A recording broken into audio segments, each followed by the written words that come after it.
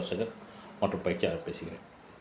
Sir, இந்த காணொளியில் எதை பற்றி பார்க்க போகிறோம் அப்படின்னு பார்த்தீங்கன்னா, இப்போ +2 எக்ஸாம் எல்லாம் முடித்த பின்னால் மாணவர்கள் வந்து இப்போ பார்த்திங்கன்னா நிறையா இதுக்கு நம்ம அப்ளை பண்ணணும். நிறைய கோர்ஸஸ்க்கு, நிறைய காலேஜஸ்க்கு, இல்லை நிறையா அந்த மாதிரி எக்ஸாம்ஸ்க்கு, காம்படேட்டிவ் எக்ஸாம்ஸ்க்கு, அப்பார்ட் ஃப்ரம் தட் இந்த மாதிரி ஆன்லைனில் நம்ம அப்ளை பண்ணணும்.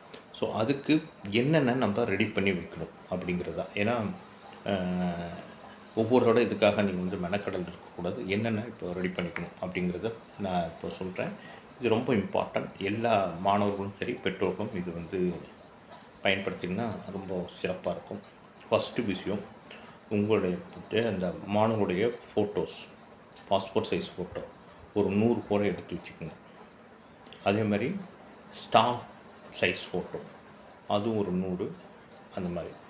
அப்புறம் அது இல்லாமல் செப்ரேட்டாக ஒவ்வொருத்தருக்கும் ஒரு ஸ்டூடெண்ட்ஸ்க்கு ஒரு மெயில் ஐடி ரொம்ப இம்பார்ட்டன்ட். மெயில் ஐடி இதுக்காக ஸ்பெஷலாக இப்போ கூட ஒன்று ரெடி பண்ணி க்ரியேட் பண்ணி வச்சுக்கோங்க. ஏன்னா எல்லாத்துக்கும் நீங்கள் ஆன்லைனில் அப்ளை பண்ண போகிறீங்க. இந்த கம்யூனிகேஷன் வந்து மெயிலில் தான் உங்களுக்கு கொடுப்பாங்க, அந்த மெயில் ஐடி. அப்புறம் ஒரு மொபைல் நம்பர், எப்பயுமே அது வந்து யூஸ் பண்ணிகிட்ருக்க மொபைல் நம்பராக கொடுங்க.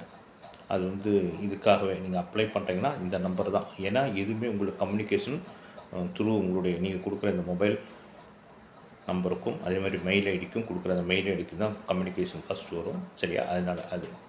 அப்புறம் அது இல்லாமல் பார்த்திங்கன்னா உங்களுடைய ஆதார், அது இல்லாமல் பேன் கார்டு, அப்புறம் ஒரு பேங்கில் அக்கௌண்ட்டு ஏற்கனவே பேர் இருக்கும், அக்கௌண்ட் ஓப்பன் பண்ணியிருப்பீங்க, ஓப்பன் பண்ணாதீங்க, கரெக்டாக அக்கௌண்ட் வந்து ஓப்பன் பண்ணி வச்சுருங்க. சரி, அது இல்லாமல் பார்த்திங்கன்னா இப்போ உங்கள் குடும்பத்திலேயே முதல் தலைமுறையை நீங்கள் தான் படிக்கிறீங்க அப்படின்னா ஃபஸ்ட்டு கிராஜுவேஷன் சர்டிஃபிகேட்னு ஒன்று இருக்குது, அது வாங்கி வச்சுக்கோங்க. அப்புறம் வந்து கம்யூனிட்டி சர்டிஃபிகேட் இருக்கும் உங்களுக்கு.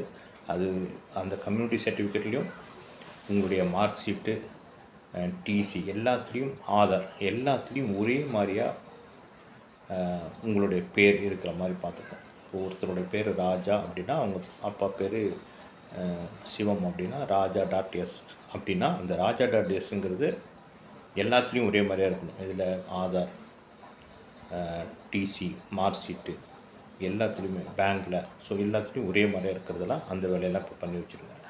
அப்புறம் அது இல்லாமல் பார்த்திங்கன்னா உங்களுக்கு இது உங்களுடைய சிக்னேச்சர் அதை வந்து ஸ்கேன் பண்ணி வச்சுக்கோங்க. சிக்னேச்சர் போட்டு ஸ்கேன் பண்ணி வச்சுக்கோங்க, அந்த காப்பி. அப்புறம் உங்களுடைய 10th mark sheet, 12th mark sheet, அப்புறம் வந்து உங்களுடைய கம்யூனிட்டி சர்டிஃபிகேட், அப்புறம் இன்கம் சர்டிஃபிகேட், இது எல்லாமே நிறையா காப்பி ஜெராக்ஸ் போட்டு வச்சுக்கோங்க. அப்புறம் நம்ம எங்கே போனாலும் இந்த நீங்கள் கொடுக்குற மொபைல் நம்பரும் மெயில் ஐடியும் கம்பல்சரி உங்களுக்கு தெரிஞ்சிருக்கணும். அதே நம்பருக்கு தான் எல்லாமே வந்து கம்யூனிகேஷன் இருக்கும், அது பார்த்துக்கணும். அதேமாதிரி இன் ஃப்யூச்சரில் நீங்கள் இதான் அப்ளை பண்ணணும் அப்படின்னா எல்லா இடத்துலையும் பார்த்தீங்கன்னா ஐஎஃப்சின்னு சொல்லுவாங்க, ரைட்டுங்களா? உங்களுக்கு வசதி பண்ணுறதுக்காக அந்த ஃபெசிலிட்டேஷன் சென்டர் இருக்கும், அதை வந்து நீங்கள் பயன்படுத்திக்கணும். ஓகேங்களா? தேங்க்யூ. அடுத்து ஒரு நல்ல தகவலுடன் உங்களை சந்திக்க விரும்புகிறேன். நன்றி, வணக்கம்.